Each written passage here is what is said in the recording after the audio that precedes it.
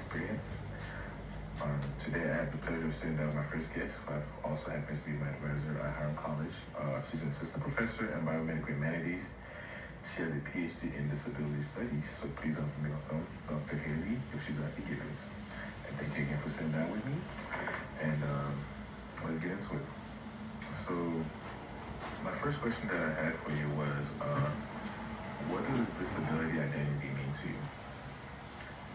For me personally, disability identity has been a journey. I did not always identify as disabled before I was aware of the more positive aspects of disability as well as which teaches us that disability is socially constructed. So prior to that, I didn't really identify with any of my diagnoses. If anything, I honestly was ashamed of them. But when I started learning about disability studies and how a big part of disability isn't necessarily anyone's body-mind differences, but more so how society views and treats them, it completely shifted how I thought about myself and disability in general. So I started identifying as disabled, and I have for quite a few years now. And that has also opened me up to friendships with other disabled people and being part of the broader disability community. Okay, what has been your experience with disability identity? I think for me, I would characterize my experience as very much I would say like a long-term journey. It certainly did not happen overnight. I actually have a clear memory of my roommate who was studying disability studies telling me that I was disabled, and I am a bit embarrassed of this now, but I think it's important to acknowledge. I told her, no, I'm not. I didn't want to have a disability. I thought, having a disability was a negative, terrible outcome, and so I was trying to distance myself from disability. And that was when I was in college. So it took me many years to actually start to develop a disability identity, and I think immersing myself in disability studies really helped with that. How does disability identity develop? Well, it can look different for different people. Carol Gill, who is a disability studies psychologist, came up with a model of disability identity that she outlines in essentially 4 stages. And the stages essentially involve starting to recognize yourself as disabled, starting to understand that it's actually not your body or mind difference that is the issue, but it's the way society is designed that is the issue, coming to start to, in a sense, reject society's ideas about you or about disability, and then also essentially feeling like you are coming home to a place where you belong and are included and have community. And I think that something I like about this model is it's broad, so it can apply, I think, to many different people, but I do think that it is a very individualized and personalized experience. What supports or hinders disability identity development? I think the biggest obstacle to disability identity development is ableism, or the systemic oppression of disabled people, and the privileging and valuing of non-disabled bodies and minds. At least for me personally, that was one of the reasons I did not want to identify as disabled, is I had internalized a lot of negative stereotypes about disability and how it was, a site of pathology and tragedy. And so I think that is a huge obstacle for a lot of people, is undoing what they were taught about disability. I think a lot of people are also afraid, especially if you have a non-apparent disability like me. I have ADHD and bipolar disorder type 2, but if you looked at me, you would assume that I was non-disabled. You would assume I'm able-bodied and able-minded.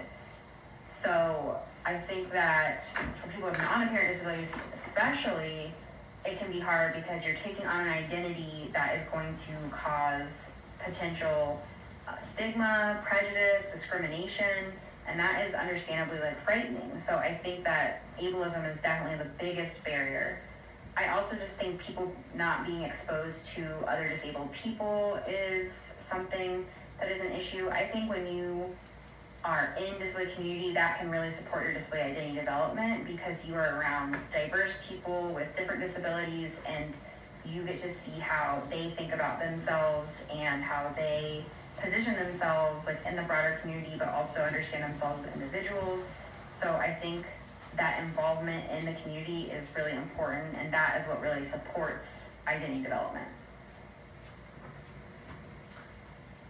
How does disability identity intersect with other identities?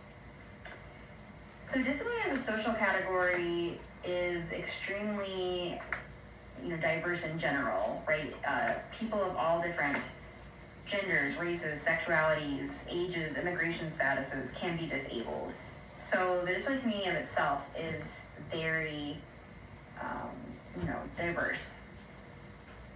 While it would take quite a bit of time to go through all the different ways that it intersects with other social identities, just some things that I will point out is that if you are marginalized by disability and also another category, for example, let's say race or gender, that can really affect your personal experience.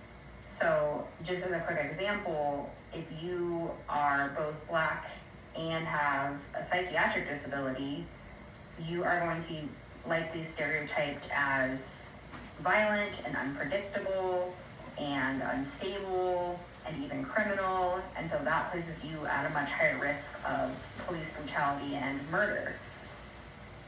And another example, when we think about gender, if you are a disabled woman, you are far more likely to be subject to sexual assault and violence than non-disabled women. So that intersectionality, the ways that ableism and racism or ableism and sexism come together is really important to fully understanding the disability experience.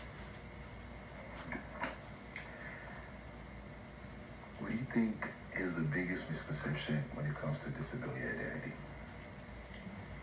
I think I mentioned this a bit earlier, but I think one of the biggest misconceptions is that you are like taking on all this stigma, because I can understand why people would be worried about that.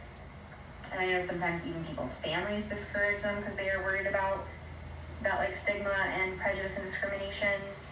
But I have found, at least in my experience, that once you have a proud disability identity but also have access to the community, you are actually better able to navigate that stigma than before. Because even before I identified as disabled, I was still being stigmatized. I still had ADHD, I still had bipolar disorder. It's just that how I thought about myself was different. And the way I thought about myself was that I was essentially mentally ill, that I was deficient, that I wasn't as good as other people. And my disability identity actually helped me see that there's a lot of positive aspects to my disability. It has given me a lot of strengths and skills and resilience. And so I think that this idea that if you take on this identity, it will make your life harder is one of the most significant misconceptions. At least in my experience, taking on the identity actually empowered me and helped me understand myself in a completely different way. Is there something you struggle with when it comes to disability identity? That's a great question. I would say that one of the challenges for being disabled and having a non-apparent disability is navigating when to essentially come out and to who. So I'm very open about my disability and I talk about it regularly, but there are also moments when I have to question, should I, reveal or state that I am disabled to this person or in this specific environment. I remember when I was applying to graduate schools, one of my advisors was looking over my statement and said that I need to remove the part that says I'm disabled because grad schools might not want me if they think I'm a disabled student, which is a valid concern. But I felt like, no, it's more important that I'm my authentic self and that I end up in a graduate program that supports disabled people. So I ended up keeping it in there, and I do think that it helped me because I got a prestigious fellowship at University of Illinois at Chicago, which has a PhD in disability studies, and that allowed me to pursue my education in a community and department that actually, respected and supported disabled students. So like in that specific instance, right, I was very glad that I came out.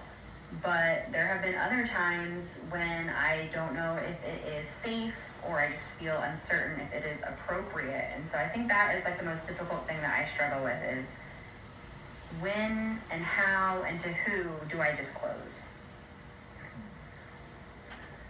Is there anything that you wish the community would understand when it comes to disability identity development? Well, I wish that the community understood disability, in general, in a more progressive way. I think that the medical model, which views disability as a, abnormalcy or a pathology, something deficient, is very prevalent in our society and overtakes a lot of people. I know that that's what I had internalized, as I spoke about previously. So I think that I would want more people to be exposed to the social model of disability, which says that disability is actually a social construction and that the difficult aspects of disability, while they may be related to our bodies and minds, are more so caused by a society that isn't accessible, that fails to truly include us, that doesn't support our well-being or even just our lives in general. I think if people were more exposed to the social model, then it might help people's disability identity development. In the class I'm teaching now, disability culture in the US, I had asked, I think a week ago, what students had taken away from the first 8 weeks. And one of the students said, I've learned not to be ashamed of my disability. And I think, that is in part because of the class content and how we're looking at disability in this very critical way, and we're using a disability studies approach. And, I can't know this, but I also hope just me being open about my disability helped them embrace who they are. How, as a society, do we remove the stigma around disability identity? Well, I think that I have mentioned some ways to do that already.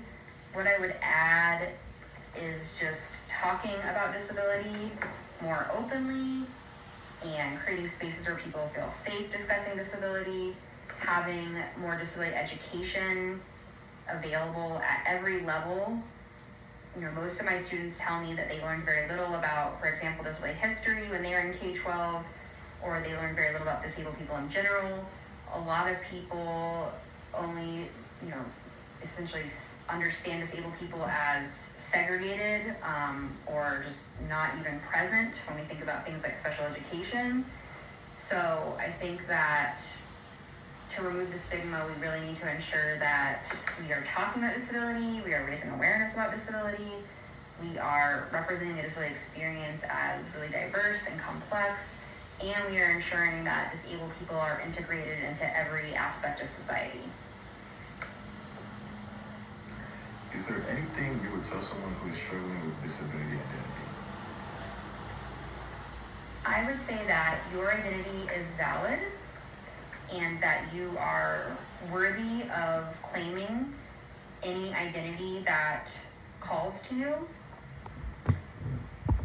When it comes to disability, I can certainly understand that there might be some fear around stigma and taking on an identity that might subject you to prejudice and discrimination.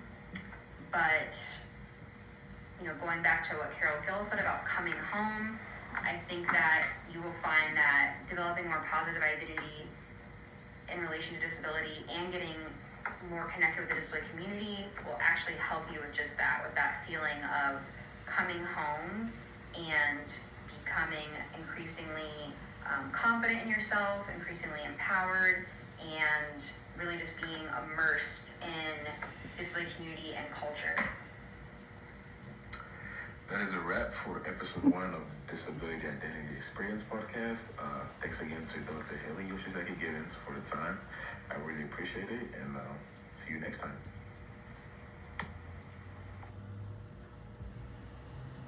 Okay. Hey everybody. Wait, is it? Okay, it's recording. Okay. Hey everybody.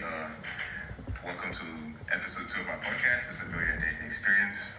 Today, I have the pleasure of sitting down with my second guest, who's a biomedical humanities and psychology professor at Harvard College. She has a PhD in social psychology, and she's the author of the book Ableism. So please help me welcome out Dr. Nario-Redmond. Dr. M, thank you again for doing this interview with me. I have a couple of questions just to ask you. So my first question is, what does disability identity mean to you? So it means, I myself have an emerging disability identity, but my daughter was born with a disability, and so I went into the field sort of interested in studying it. And to me, it is a group identity, typically, the way I've approached it, that people come to accept as self-defining to the extent that they believe that this is a membership that they belong to, that they have accepted as part of their identity, and it tends to have a positive association with it when it comes to people, recognizing that they belong to a broader community that is not ashamed of their disability experiences and seeks to promote disability rights and creativity and celebrate just the experience of being in the community. Oh, thank you for sharing that. That's good. What has been your experience with disability identity?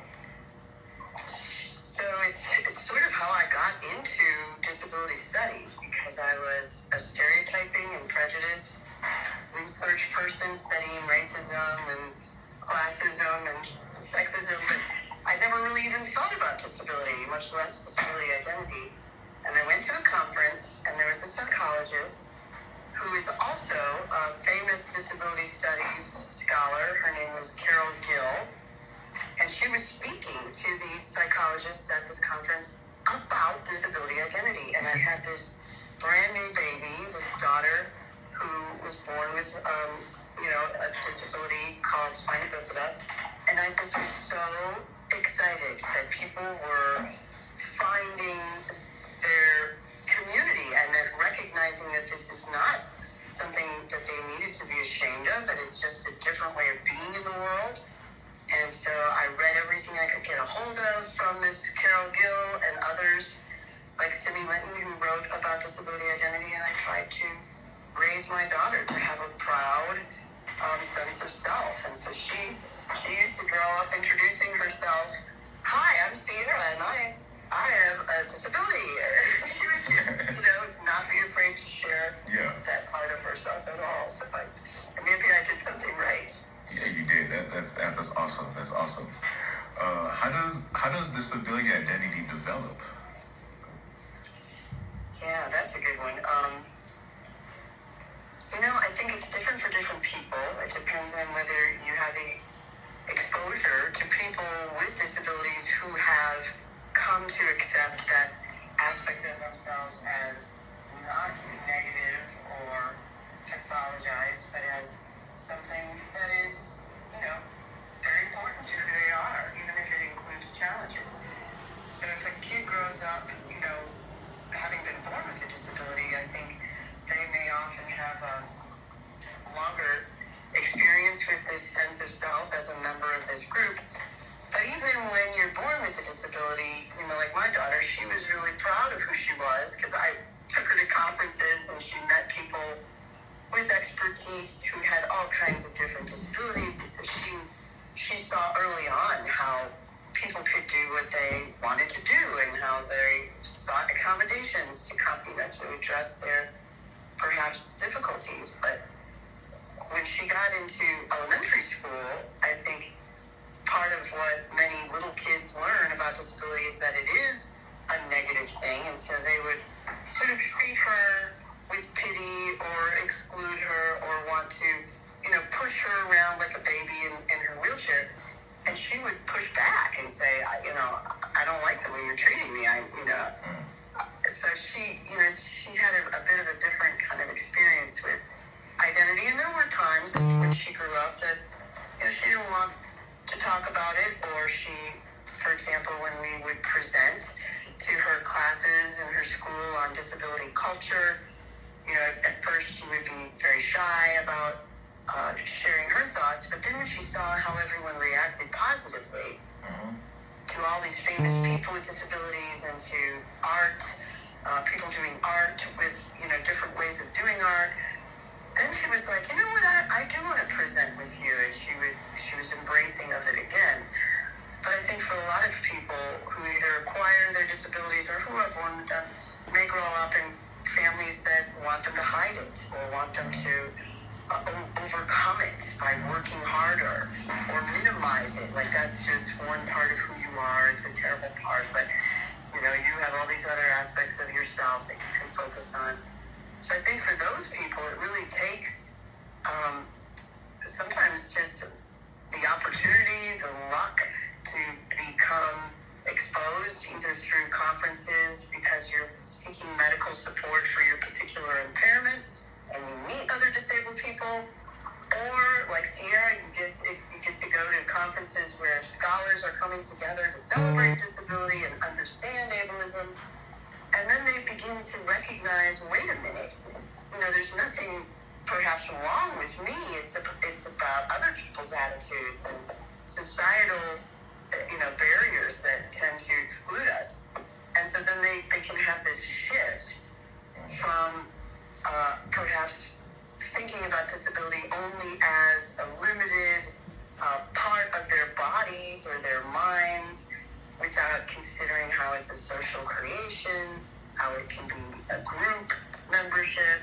But to the extent that they are open to reframing how they view themselves as people with disabilities, they may actually have this aha moment where they come to recognize this is nothing wrong with me, and I need to start asking for what I need because I deserve to participate.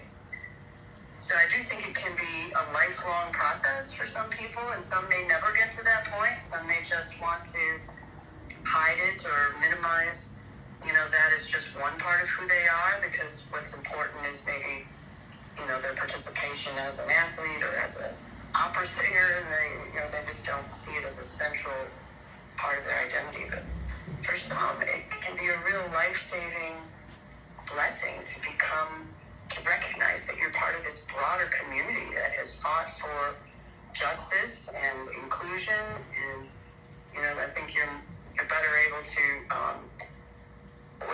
adapt to your surroundings when you are aware that the world wasn't built for you, so you sometimes have to speak up and get what you need by advocating. Absolutely. Thank you so much for sharing that. What supports or hinders disability identity development, in your opinion? So I guess just from what we were just talking about, I think if you are isolated, if you have a family that is very stigmatized by the association with you because of your disability, that can be a real barrier to embracing it or considering the potential positives of doing things perhaps a different way. And clearly there are other barriers. If you face persistent discrimination, it may be difficult for you to want to share or disclose your disability, even if it means you have to go without accommodations because you're so ashamed perhaps of acknowledging what you may view as just a weakness. So that can really be difficult because that's like a self-fulfilling cycle of I don't recognize this part of myself as important or as valuable, so I'm not going to tell people that I need support. So then I'm going to be more likely to struggle and fail because of that, and internalize more ableism. But I think the biggest facilitators are taking classes about disability studies that share how things can be viewed in a very different lens, from being able to connect with people on your campus or in your community with disabilities, maybe those that have similar impairments as you at the beginning, but pretty soon people recognize that they're part of a broader global movement of people with sensory, cognitive, physical, or neurological conditions, and that what they all have in common is this way of being treated as different or pitied or excluded or put up on a pedestal as inspiring. And then there's a real shift, I think, that can happen when they are exposed to education.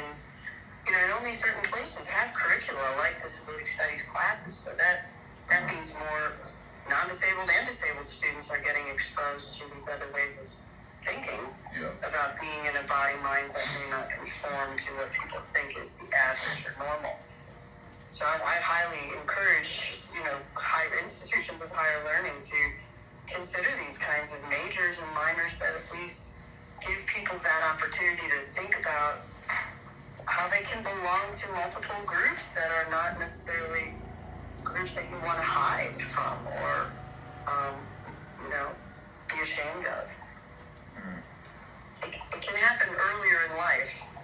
It doesn't have to be, when you're an adult, but you have to be able to see those role models or even watching certain shows now that view disability as just, an aspect of what it means to be human. And I'm glad that those representations are out there so people can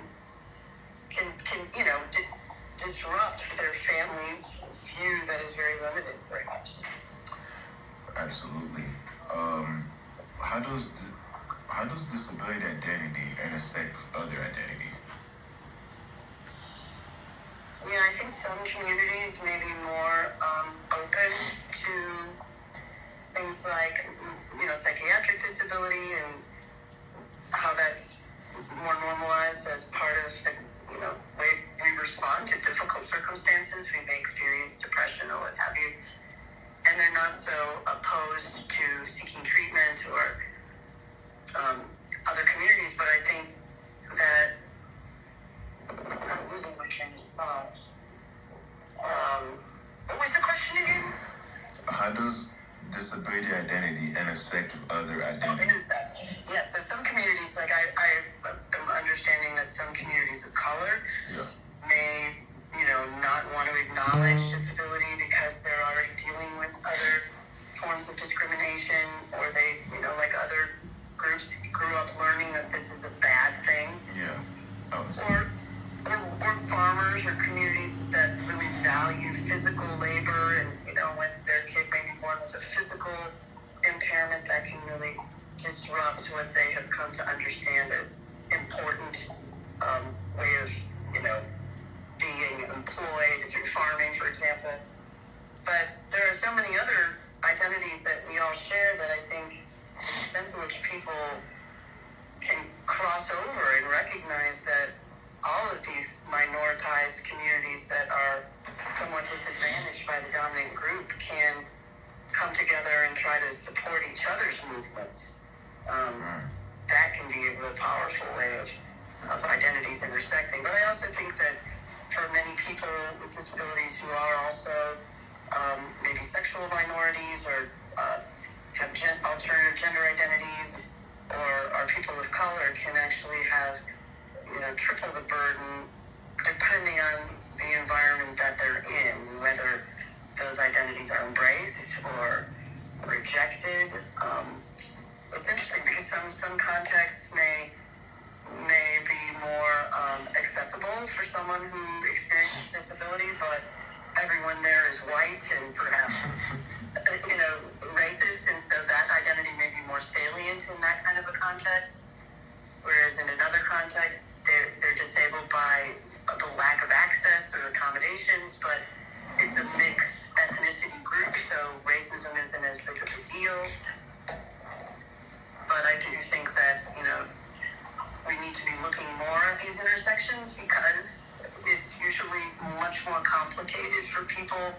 If you're older and you grew up, thinking about disability in a particular way, you may not have access to just these other ways of narrating your identity just because of that age-related difference. But even older people can, learn new tricks if they're open to reading and, media that provides them with an alternative viewpoint. That's a great answer. I definitely agree with you with the community part. What do you think is the biggest misconception when it comes to disability identity? I think a big misconception, and you might even want to look this up because Jerry Seinfeld had a show called It's Just Coffee or Having Coffee with Friends or something, and I remember watching this one scene where there was someone sitting on a park bench or a bench waiting for a bus, and it said something like, "Celebrate disability." And Jerry Seinfeld is a comedian, so he went off on a rant about what is that? What are they talking about? Celebrate. What am I supposed to celebrate if I'm blind and can't see anything? And he went, clearly uninformed about how some people do embrace the way that they do things, and it's normal to them to, operate in the body that they, have come to understand. Yep. But I do think it is often misunderstood when people say, what do you mean? Disability culture, disability identity as a positive, because this is so uniformly, thought of, at least historically, as a bad thing, as something you want to avoid. And yet it's something, and maybe this is a secondary reason, that anyone can come into, that we all are probably going to experience disability, at least temporarily, at some point in the life cycle. And maybe because it is so, it's a group that anyone can join. Perhaps people want to avoid thinking about it for that reason too, that unlike other groups, that they're not, it's not possible to change your ethnicity, so you're not necessarily worried about that kind of, quote unquote, availability of that identity as something that could happen in the future with an accident or with normal aging. And then there's also the dimension of contamination that's sort of associated with disability. Some people think that maybe humans and higher order animals may have evolved a hardwired response to avoid that which is dangerous or signals disease, like people that shake or who are unsteady in their gaits, that could signal some kind of contagious disease. And so that also, I think, undermines this understanding that many of us have, that disability is just part of the human equation, and we can, it's understandable why people are afraid, because this could befall you as well, but people are remarkably adaptive and adjusting, and we don't recognize that, life comes at you fast, and accidents happen, and people get hurt, and people become disabled. I think people are under the false illusion that, they're immortal and nothing bad will ever happen as long as they, follow the rules, but that's not the way the world works. So I think for all of those reasons, it's hard for people to embrace this idea that flies in the face of how maybe they made fun of people as kids who were learning disabled, and so now you're trying to explain to them how this is something that people don't despise about themselves, or sometimes people even with traumatic brain injuries can have what's called post-traumatic growth instead of post-traumatic stress.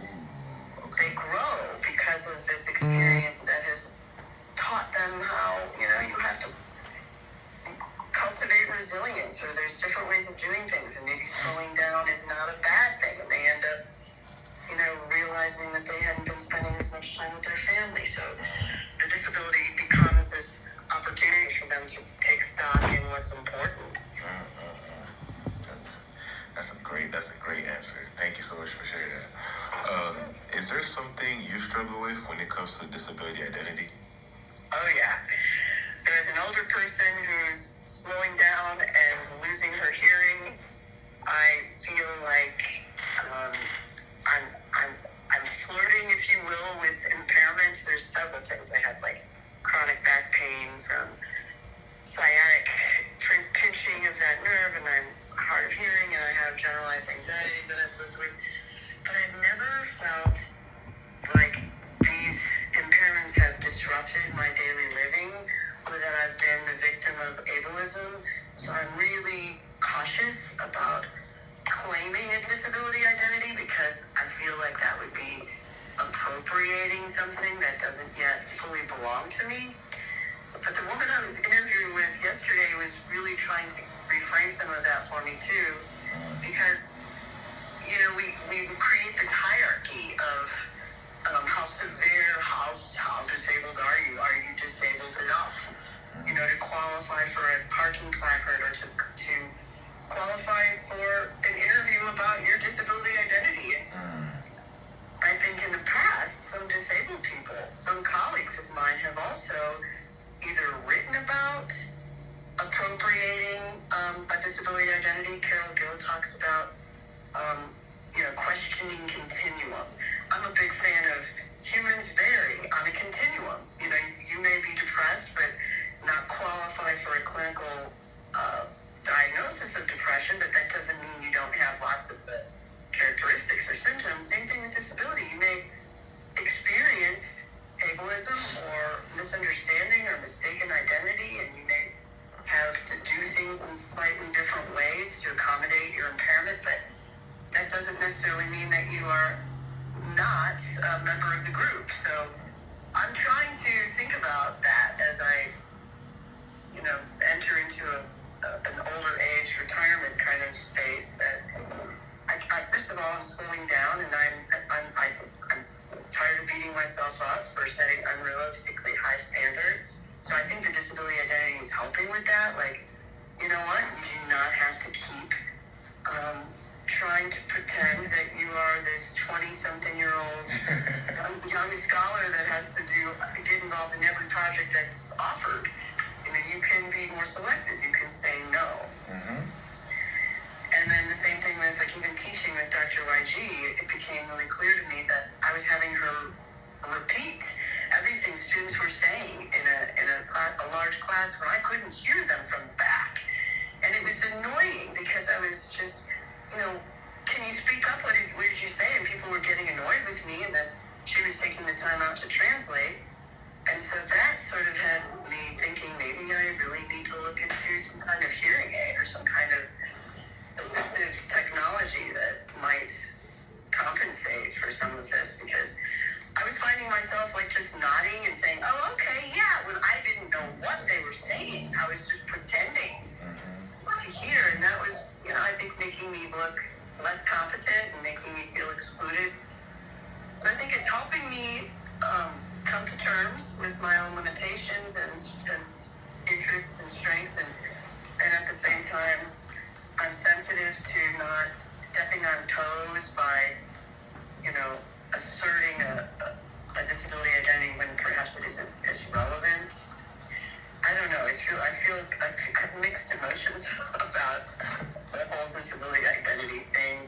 I'll tell you one other brief story. There was a time when I had a really close friend who was totally blind, and we would go to lunch, and we met through disability studies groups. And she knew I did research on disability identity and stereotypes, and we would share resources, and we were friends. Yeah. And then I moved away, and we didn't stay in close touch, but I ended up publishing the book, and I got invited to go to Washington, D.C.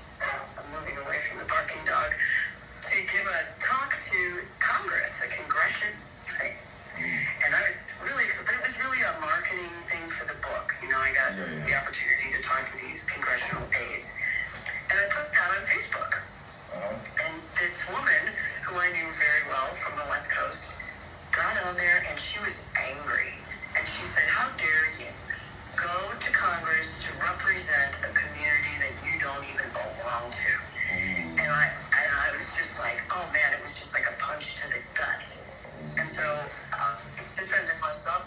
first of all, I'm not going as a representative to the disability community. It's just marketing for the book. Yep. But second, how do you know? How do you know I don't have a disability experience? And at the time I didn't. but I was just like, you don't know. You don't see disability in a lot of cases. So, that sort of was the last time I spoke. She just stopped connecting. But at least I feel like I defended myself. But that's the kind of pushback I think a lot of people, even the Black community, you imagine someone who's lighter skinned, complaining about something, and people might go, well, what are you talking about? You can pass. Or, it's sort of boundary maintaining, gatekeeping, like who belongs and who doesn't. And if we let everybody in, maybe the identity becomes less meaningful. Someone once said in a movie called Vital Signs, Culture Talks Back, there's a gentleman his name escapes me right now, but he said, when we mainstream these disabled kids, we were doing a good thing because we were including them and they were getting, the kind of education that everybody else was getting, not some dumbed down version. But at the same time, when we pulled all these kids out of special ed, they lost community. They were just part of the broader mainstream, and that's a way that you can lose your identity. And I thought that was kind of poignant, that sometimes these spaces may be problematic, like special education can be really problematic, but at the same time, at least you have built-in community. And sometimes with the early mainstreaming that was done, I think sometimes kids didn't have the supports that they needed, so didn't have each other to learn from, to learn strategies of how to be in the world as a disabled person, so they would have to find other avenues to connect. And that may have been just an unfortunate consequence of some of the ways we used to mainstream kids without the proper supports. Definitely, I agree with most of everything you said. Last two question.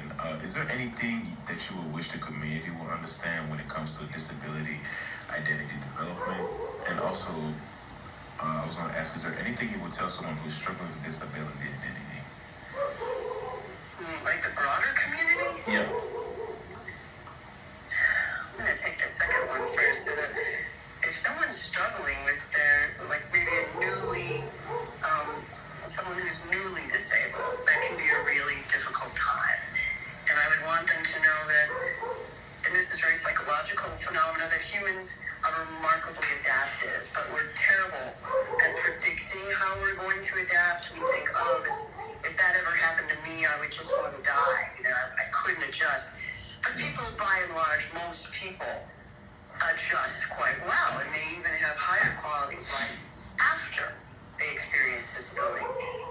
So I would tell them, it's going to take time, and you're going to want to connect with people, and here are some resources that I found useful in raising my daughter to have a positive sense of disability identity. And then if they're, young and aren't involved in sports, I know this is another area where some disability studies people are like, those disability sports is just a problem in the making because of lots of reasons, but it can also bring people together, like these guys that had spinal cord injuries who came together to learn how to play murder ball, which is like rugby with, from a wheelchair. And that was just huge for their adjustment, that they had these other guys that were their age that they could learn from and just talk to and feel safe around. So I would try to be encouraging in those ways. And then I would just say for the whole community, in all of my classes, I try to teach students that this is a group membership. This isn't just a trait or a feature of a person. And so you don't want to be assuming that people don't want you to know or talk about it or celebrate it or ask questions. But that's tricky because people don't want to say the wrong thing or embarrass someone. But I think so many people avoid the discussion or may even say things that are microaggressive, like, you don't even look disabled. You're the least disabled person I know, thinking they're complimenting a person when they fail to recognize that this is, something I would hope that you would recognize, both because it's important to me, it's a part of who I am, and it's something that, still creates barriers to the extent that the world wasn't built for people like me. So, don't pretend that I don't exist, or that part of me doesn't exist. And the other thing would be just to remind people, this is a group everybody can join, and even though that sounds threatening, we should prepare. We should prepare ourselves to, recognize that as we get older, it's even more likely we might want to think about a house without stairs, or more open designs, or again, finding community where it exists, because when it does happen, you don't want to be isolated. Absolutely. That is a great, and that is a wrap on episode 2 of Disability Identity Experience Podcast. Thanks again to Dr. M for the time. I really appreciate it. This was very insightful. I can't wait to write about this on my project. Yay. Dr. You'll have to share your project with me when you're done. I'd love to hear more. I will. Dr. M, I thank you so much for Okay, taking the you're time. welcome, Ivy. Good to hear your voice. Yes, ma'am. I hope you have a blessed day. You too. Take care. Bye. Bye-bye.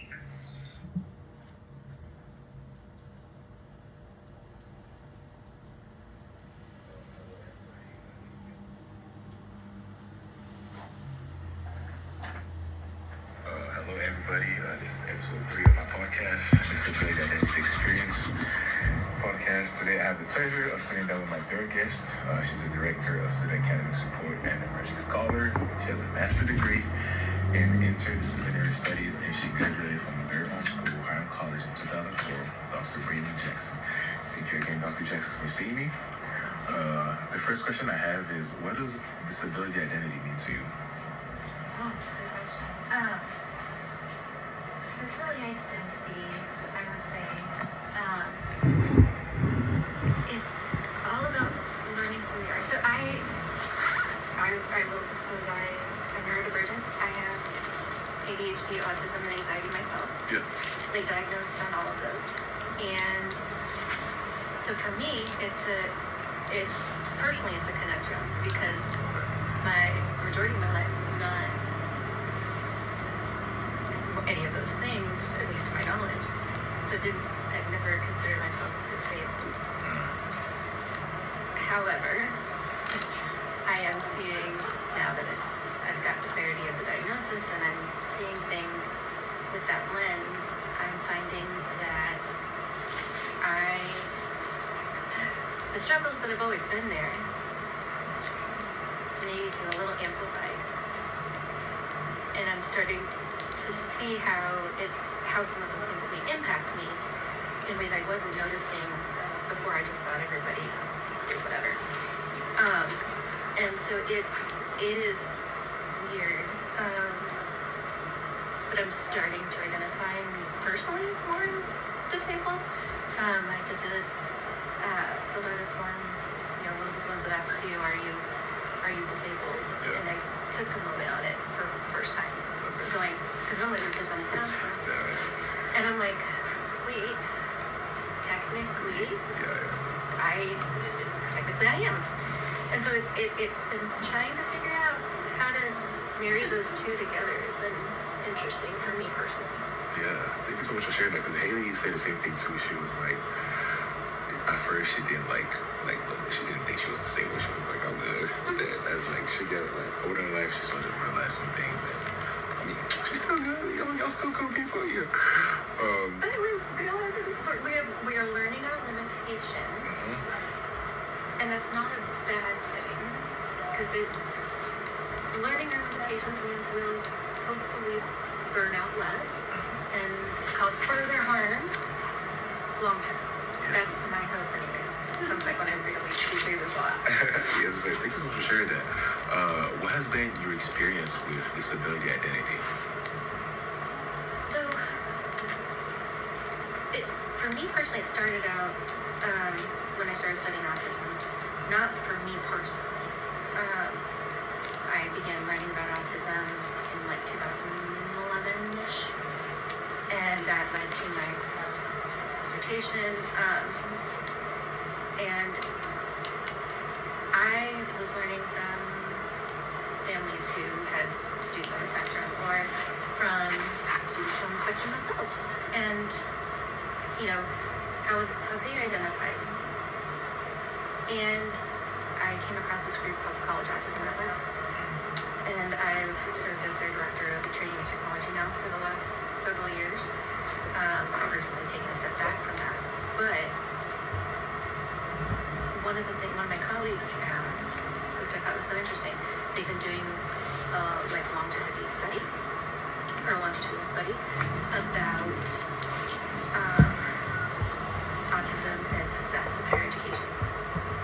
And one of the things that they're finding is a lot of specifically students on the spectrum will identify as non-binary or LGBTQ at what seems to be higher rates than maybe the neurotypical or even other disability categories. And so I've been watching their research because I talk to the one person quite a bit, and he's also autistic, and it's just been really interesting to see like research emerging around these topics that haven't been out there. And so that kind of led me down the path of looking at what does it mean to be autistic. And now with my diagnosis, several years later, it's leading me to go, okay, what does it mean for me to be autistic and disabled, right? What does that do to my identity? And for me, because I was already a big advocate and I had already learned quite a bit from others with autism and other disabilities, I found that the intersection for me was a little bit easier to navigate. I don't identify in the LGBTQ community. I was I've been a big social justice advocate for that for years. My dad was gay, so that was part of my life growing up. Even at times when it wasn't as comfortable for people to talk about. And for me, it just adds to my understanding and my interest and willingness to understand others with similar experiences. That was a really roundabout way to say all of that. Wow. I'm sorry. That was a great way to say it, though. That was powerful. I like that. In your opinion, how does disability identity develop? That's a really good question.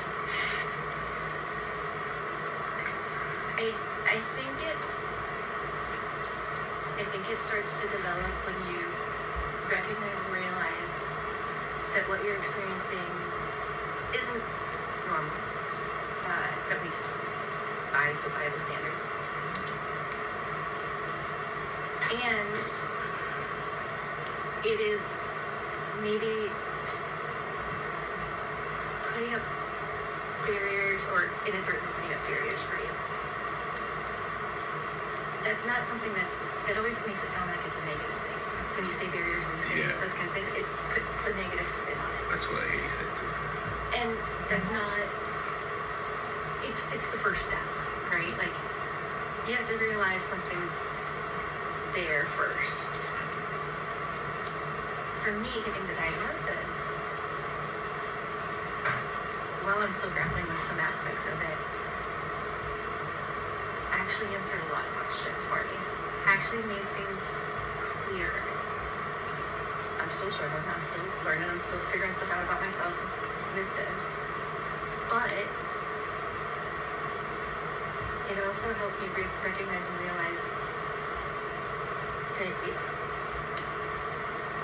it's kind of freeing to not have, to be able to say, I'm sorry, that's actually kind of the verge of shouting through, right? Like, I'm sorry for coming off as too blunt. I'm sorry for, saying this in a way that was maybe too direct, that could have been tailored better. I'm sorry, right? Like, I'm not using that as an excuse, but I'm recognizing that I've it played a factor in this particular interaction. And normally, when I can say that to people, they come back and I'm like, oh, no, that makes sense. Right, that they're a little more understanding, which I appreciate. But I like that it gives me a sense of to acknowledge it, understand it, and understand myself. I like understanding my brain. Me too. I'm like I didn't used to. Now I do. Now that I'm starting to figure it out, I'm like, oh, it's actually kind of cool. I like that I do that. That is such a great answer. I appreciate you sharing that. What supports or hinders disability identity development? Another great question. Jeez.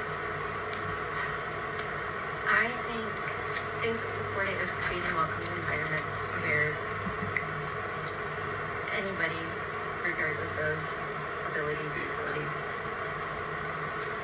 can thrive openly without hesitation. That takes a lot of work. That takes a lot of conversation. That takes a lot of willingness on people's parts to try. And for me, because I was able to learn, because the autism community has been so, and the neurodivergent community in general is typically pretty open. It's allowed me to figure out me, so therefore it's given me that support that I need. And I've learned from others how to ask for what I need. Still working on that, but I'm getting better. The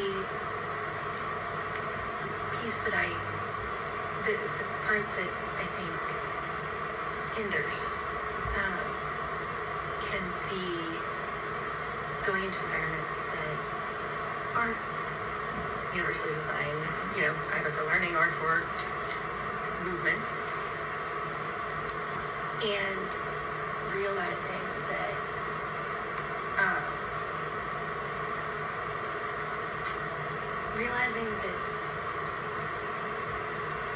there are limitations, and putting those limitations automatically just because you know something about, like, oh, you said you have autism, okay, that means you don't have any empathy, because it's a misconception of what people with autism generally display.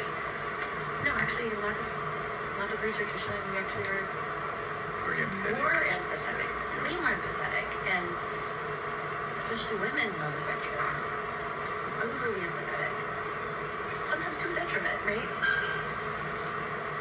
And so stereotypes, all of that starts to make people stay in the shell instead of being willing to openly talk about experiences, which then makes others feel comfortable to openly talk about experiences. I also think right now, I think our political climate, there's a little bit of that too, in terms of what people would be willing to share. I think more might feel willing to open up, especially on autism, if our teacher wasn't saying some of the things he said. Yeah, definitely. Just saying, personally. But it does at least open the floor for us to have further conversations about and try to debunk some of the misconceptions that are out there around disability or autism specifically in that case. That's a great answer. I like that. How does disability identity intersect with other identities? There's a lot of great research about that. Especially autism, because there's a lot of intersection. Because a lot of times autism, you have other comorbidities like ADHD or OCD or anxiety or you name it, it's in there. You also then have, so you have your neurodivergent identities and these comorbidities all together. You have maybe disability, which is maybe its own thing as an intersection, but those are kind of related. But then you toss in, if you are a person of color, what does that mean? You toss in LGBTQ, you toss in any other, race, you religion, etc. It all starts to, there are a bunch of intersections, and some of those groups feel more marginalized, even more marginalized than they are before. And, you know, women, that's another identity. African American, whole other identity, right? Like, there's so many intersections that come into play.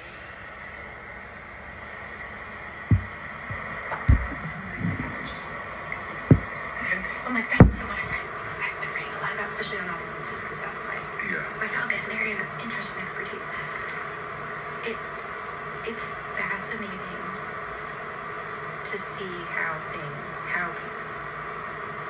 your different identities start to come together. Late diagnosed versus diagnosed as a child, right? Those are different intersections and different experiences for people of color, for any of those other intersections. It's fascinating to see how they play out for people. And I don't mean that in like people, your experience is different now. I mean it as like, I want to learn what your experience is, because yes, I'm late diagnosed woman, a late diagnosed African American woman, totally different ballgame. Late diagnosed African American woman who is non-binary, whole other ballgame, right? There's layers upon layers of the onion. I went to India with Professor Chima several years ago, and his course was on identity and in India. And he talks a lot about those layers of people's identity there. You know, you've got the different religions, you've got the different caste systems still, even though it's not really there, it's still there. You've got the different, just so many layers of the onion. None of us are one thing. We are many. That's what's so great about me. Okay, wow.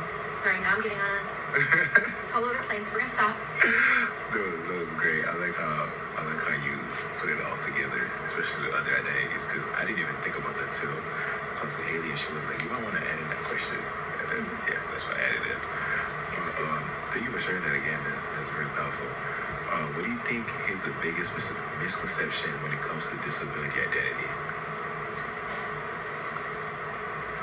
There's a few. Definitely. Oh, you're asking for accommodations because you don't want to do the work. You're lazy. You just suck it up, whatever. Do it. That's not how that works.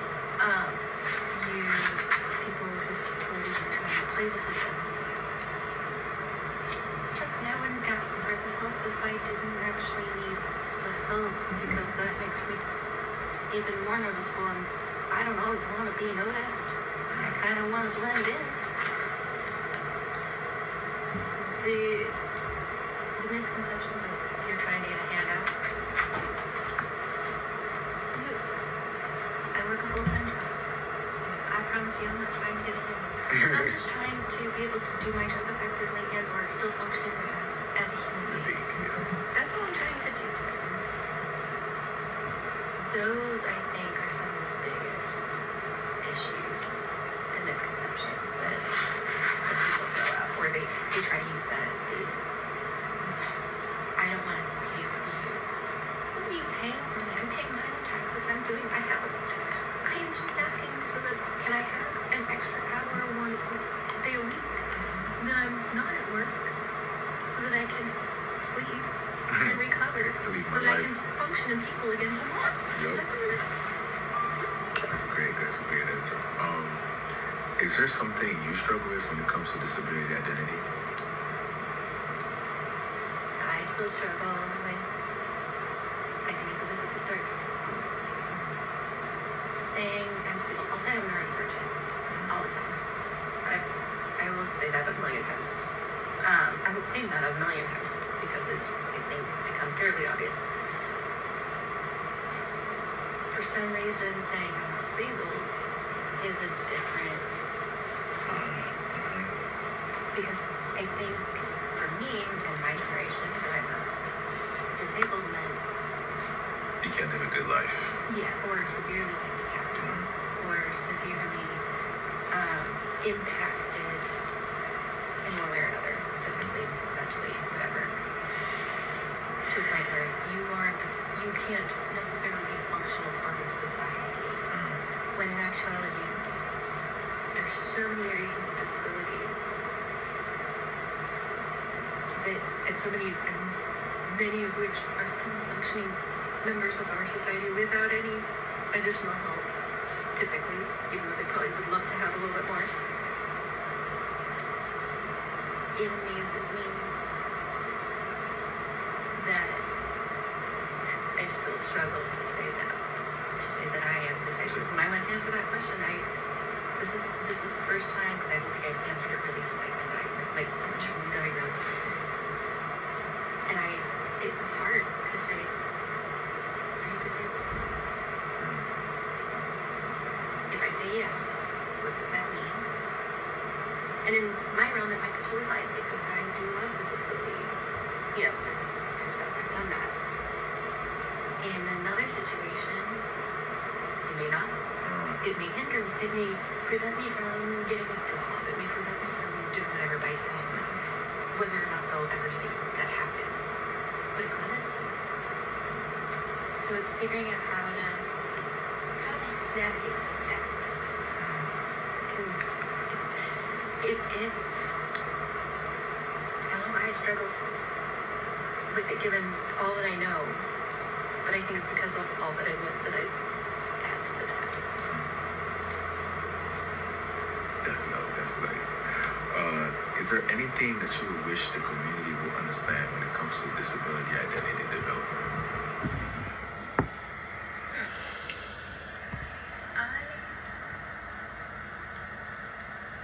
I wish that people would be willing to ask questions, because I'm someone who always likes learning. I always like hearing people are interested in what I'm doing. And to me, are there some badly phrased questions? Yes. But are there bad questions?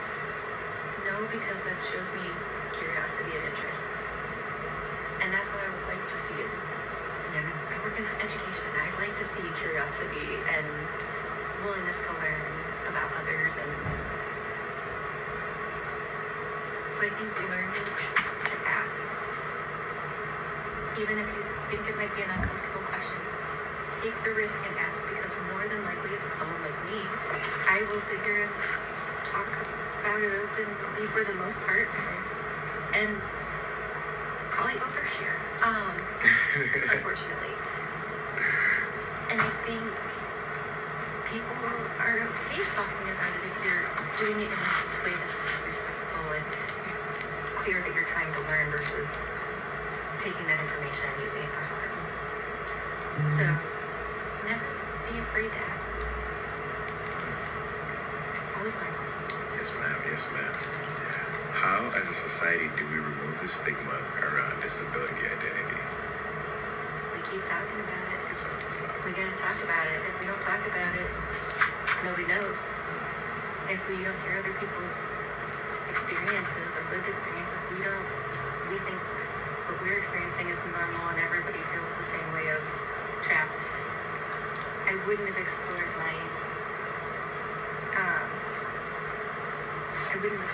diagnosis had I not learned what I learned from others, and started to identify and see myself in that.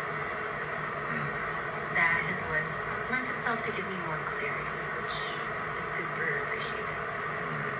So I think it's just being willing to talk and be open about our experiences with it. That's good, because Dr. White said the same thing as well. Is there anything that you would tell someone who's struggling with disability identity?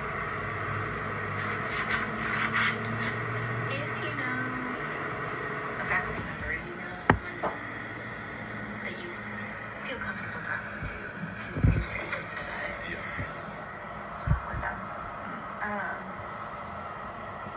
If you're struggling to talk with, try to find somebody who you can connect with and talk about.